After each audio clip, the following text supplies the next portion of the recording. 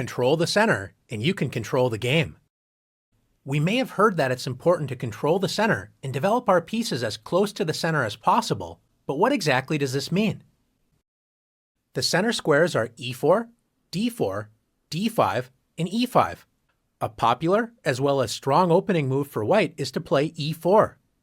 White moves a pawn directly in the center, controlling the d5 and f5 squares in black's territory, and it also opens up lines for white's light-squared bishop and queen to quickly enter the game. A good response for black is to play the same move, e5. By controlling the center, both sides prevent enemy pawns from entering their territory. If white tries to force two pawns in the center with d4, threatening black's pawn on e5, it's important for black to break up white's pawn center with e takes d4. When white's dreams of taking over the center with pawns have been shattered, so black should not have any serious problems in the opening.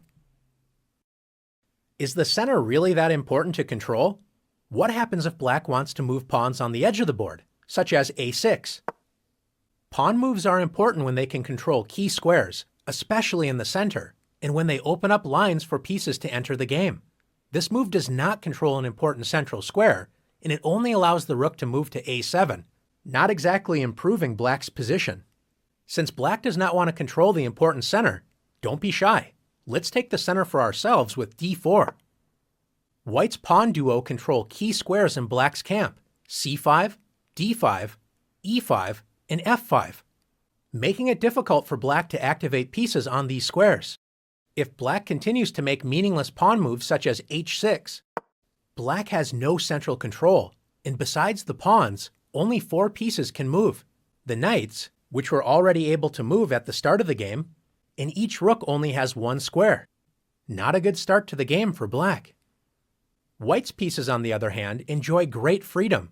White's queen and 2 bishops enjoy open lines, and white's knights are ready to jump into the game with a move like knight f3. What happens if black wakes up from a deep sleep and decides to start developing pieces toward the center with knight to c6?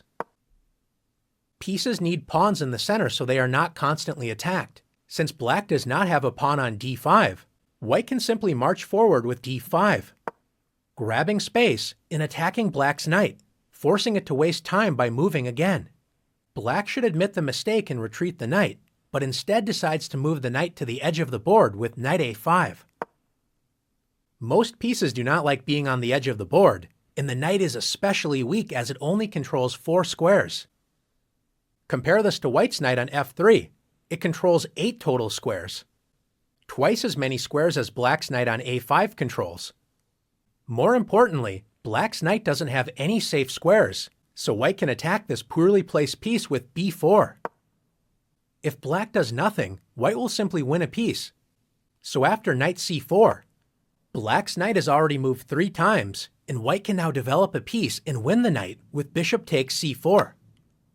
Black is in serious trouble, but should at least try to prevent white's central pawns from advancing with d6.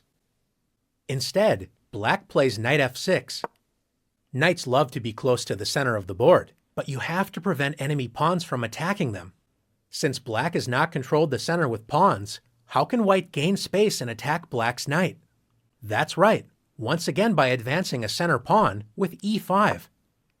Black should once again retreat the knight, admitting another mistake, but decides to lunge forward with knight g4.